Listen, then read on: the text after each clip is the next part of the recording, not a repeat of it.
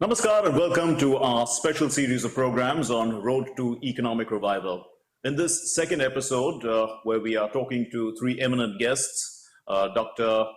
Sanjeev Sanyal, who is the Principal Economic Advisor, Ministry of Finance, Government of India, Dr. Arvind Veermani, Chairman of eGrow Foundation and well-respected economist, and Dr. Sangeeta Reddy, the President of FICCI. We're going to be looking in this episode at the MSME segment and supply chains, the localization of supply chains, and how they can reposition themselves to compete with China. Okay, let's move on to MSME sector, sir. Atma Nirbhar Bharat and the focus on supply chains. Can our MSME sector now be repositioned to compete with China? If so, how? So when we are talking about repositioning, you have to remember it is repositioning India. Supply chains do not distinguish between MSMEs and big companies. We need a healthy ecosystem of large and small companies. Remember, when a large company is manufacturing something, it is putting together effectively things from several small companies. Yes. So the reason we are interested in these small companies is because they are an important part of the ecosystem. However, the problem is that when a shock like this hits you, these small companies are very vulnerable because they are unable to survive these shocks because they do not have easy financing in particular, but many other things that they are unable to do. So because of this, what happens then is that the ecosystem of competitiveness begins to break down. So you need to create a special support to keeping alive this ecosystem, this diversity of capability alive to shocks like this. So that is what we are doing. This is not about big companies versus small companies. We are thinking about competing in the world. We are competing as India, not as MSME, anything like that. So I think it's very important to now direct our attention to what will be a good tax environment for MSMEs. Clearly, GST reform is high priority. We have just done at eGrow Foundation a massive detailed study of the GST to show how complex the system is, and we are proposing various ways of simplifying it. And clearly, that would be the greatest help to MSMEs. We know that MSEs are worst affected by complexity. Their costs go up, their compliance costs go up, etc., etc. So GST reform would have a big bang and put them in a position to compete with China or anybody else. Direct taxes, most people think of direct taxes as personal, like we are salaried people or pensioned people. We always think direct taxes or personal taxes is our issue. Actually, it is vital for small companies. We have hundreds and lakhs of small companies. They all pay personal income tax. It's actually not personal, but it is non-corporate. So reforming and simplifying this huge direct tax code would have big benefits and improve tremendously the competitiveness of the MSME sector to compete with China. I think the whole country is looking to reposition itself in the global supply chain. With the geopolitical shifts, with India discovering its own innate capacity, this is a normal and appropriate path to take. So first let me say, if you look at the fact that, a country which hardly produced any PPEs is today capable of doing 3 lakh PPEs a day. This was a complete stepping up of the large as well as the medium and the micro industry. What we need to also understand is that India has about 6.33 crore, MSMEs.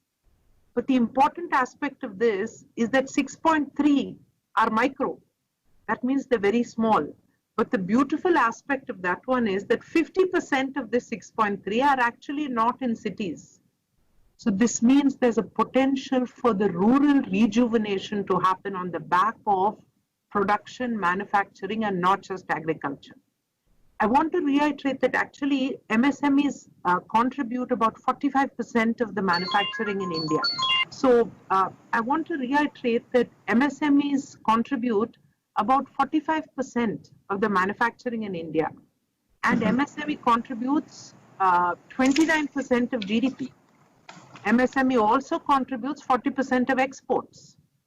So the Yes. potential of this segment is very significant.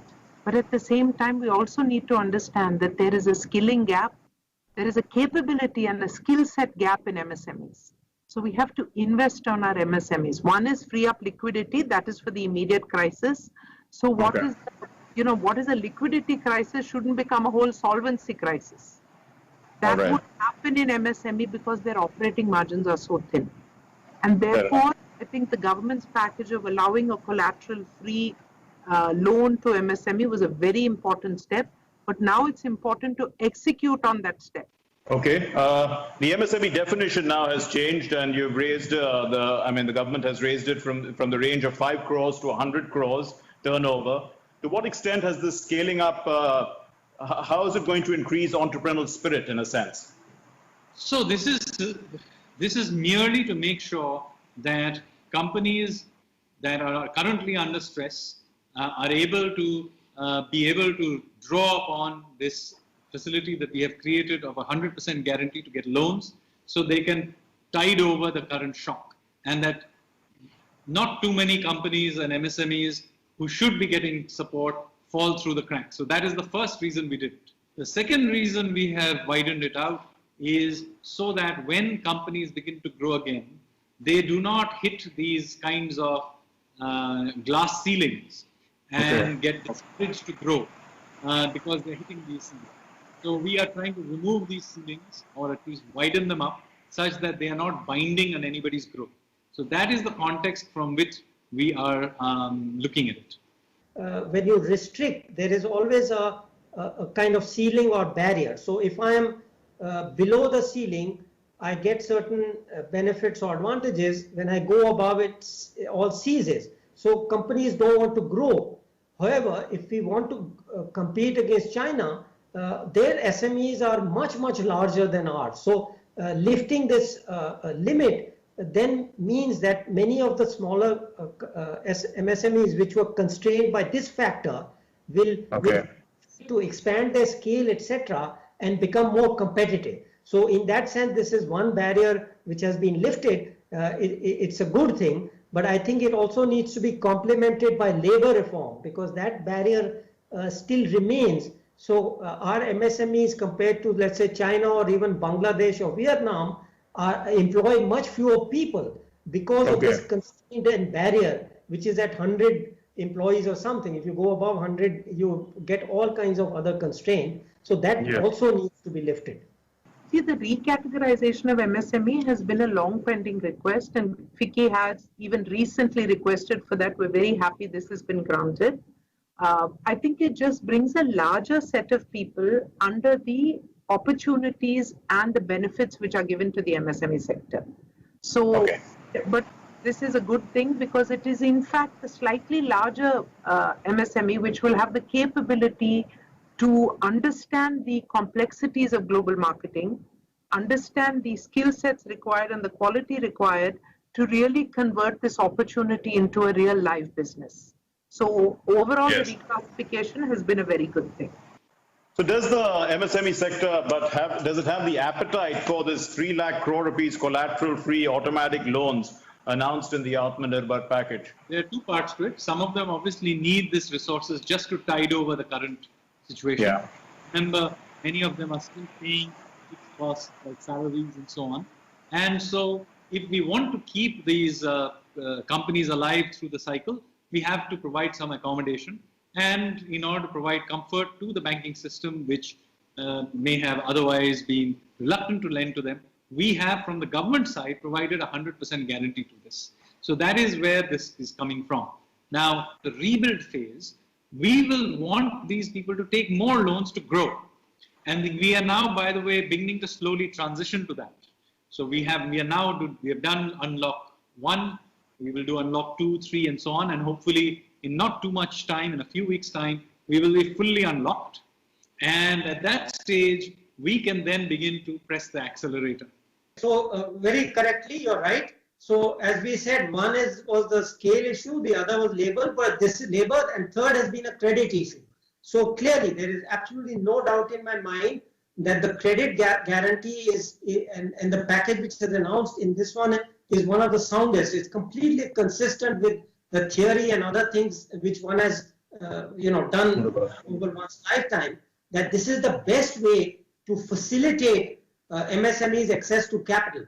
So again, this will complement the raising of the ceiling and therefore make it easier for companies to access credit. And here again, to cross connect, just mention very quickly that the GST reform which we are talking about would do that even more by bringing these firms into the system so that they can use their record of GST payments to facilitate that, make it much less risky for creditors to give them credit. But the guarantee helps a lot.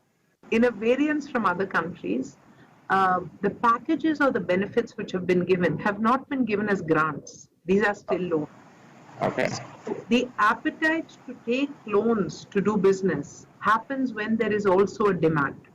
And right now there is a significant suppression of demand.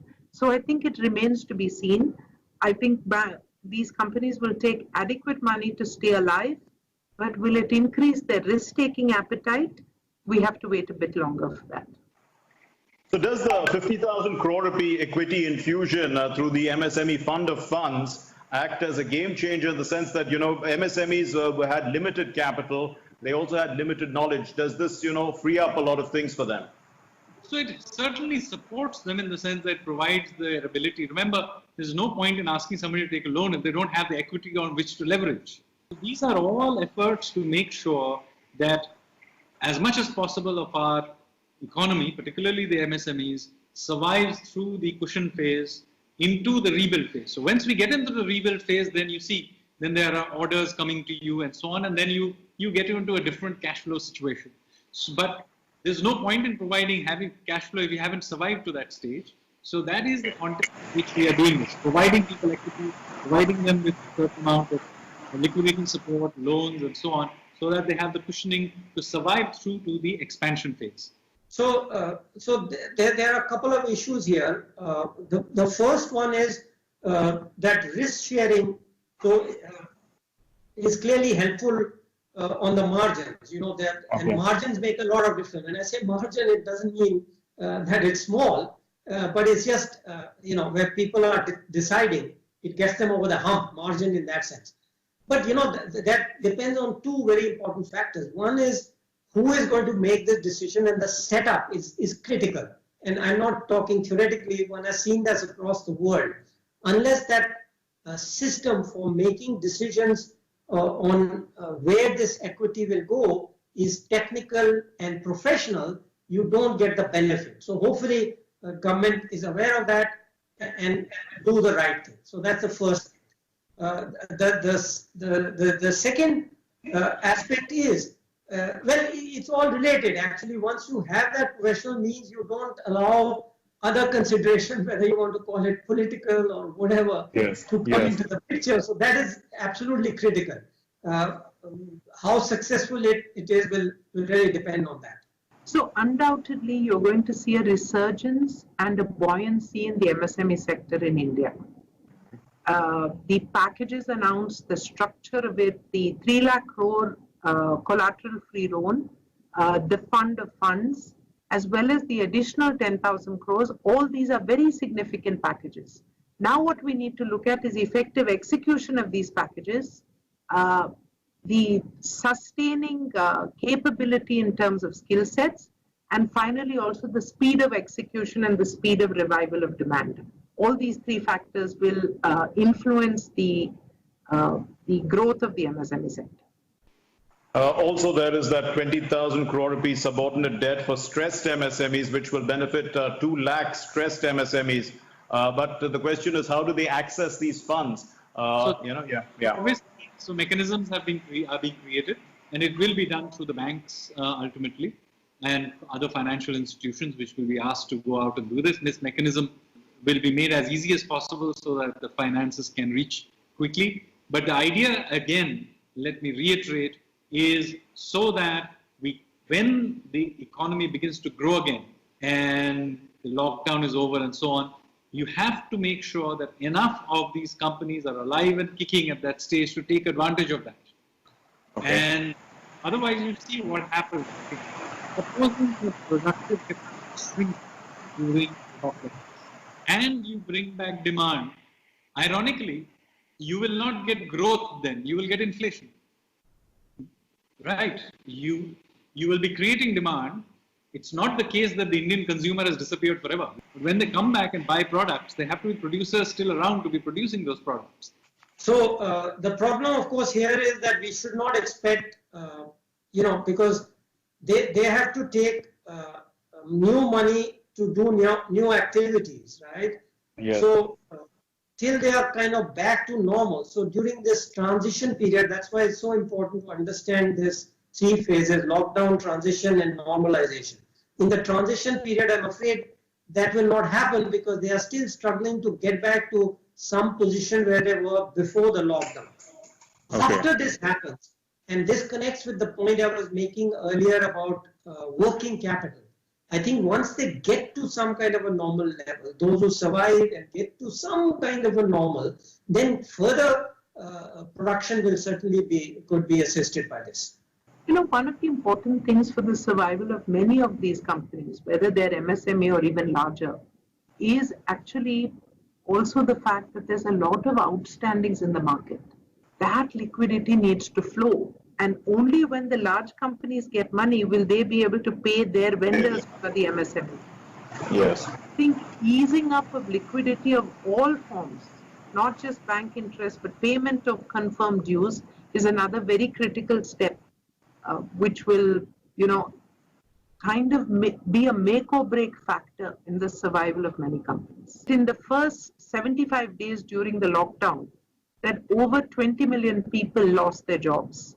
So this is a significant point. However, I believe that with agri being strong, and I think of one sector which has really performed as well as has been very well taken care of in the government stimulus package is the agri, and all the downstream activities related to agri. It's, for example, 1 lakh liters of milk additional generation actually creates 6,000 jobs. So this is a very significant one. There is now detailed planning happening on the healthcare sector. And now every healthcare bed generates approximately 6 beds directly, but about 15 beds indirect. So these are the sectors which are labor intensive, which are critical for the country, which the government is appropriately focusing on. So I believe that there is adequate focus on beds. The other one is, again, I mentioned about the coal sector. I think that once we start mining our natural resources appropriately, that will be another large area of employment generation. Export is a significant one. Whether it takes, 3 years, 5 years, whatever it is, we need to get back to a comprehensive plan. Okay. Keep our eye on the focus of the 5 trillion economy. This is something which was announced pre-COVID.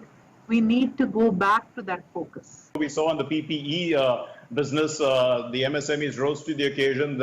We started producing masks, PPEs, and we can probably are in a position to export. So you're right that Indian companies are competitive. We need to have an internal market that they can leverage for scale. And one of the good things that we have done through GST is to create an internal domestic market, which is unified market. Remember, before that, we didn't have a common market in India.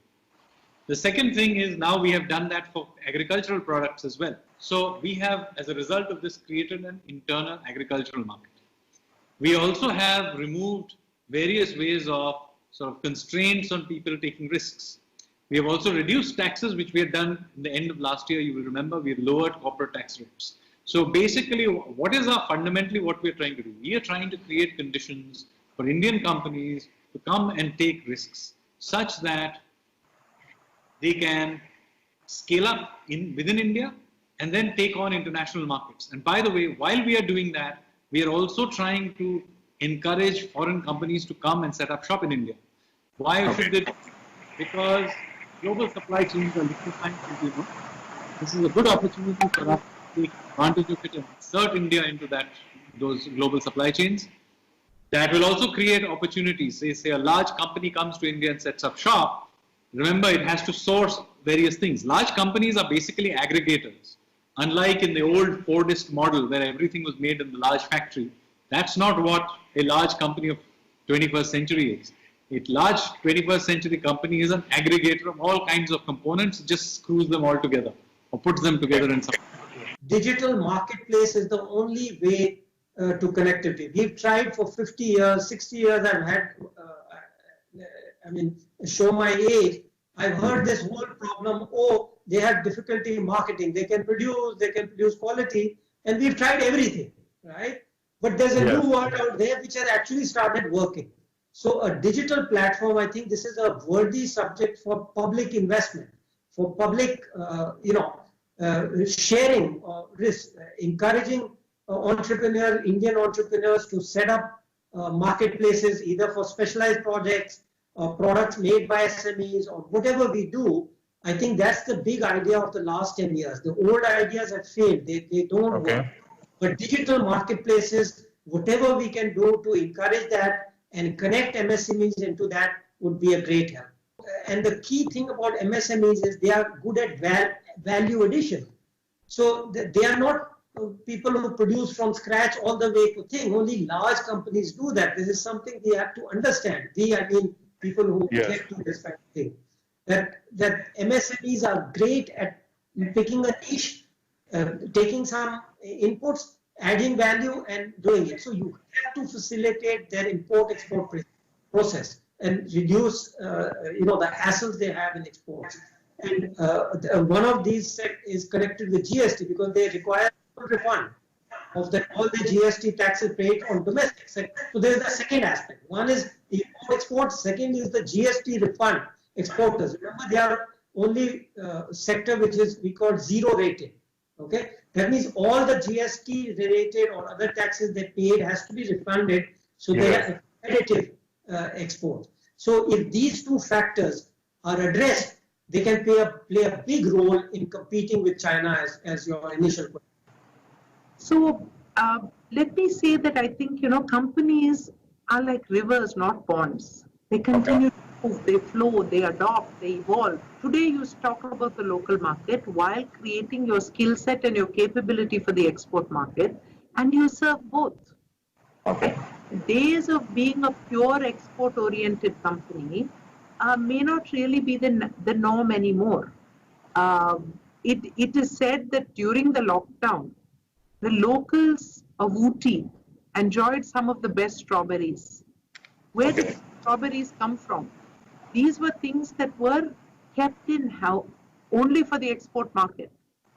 Now every local realized that they must always have a local market and an export market. So I think the mindset of production, of manufacturing, of retailing is completely changing now. And with that, we conclude this episode where we've looked at the MSME segment in some detail.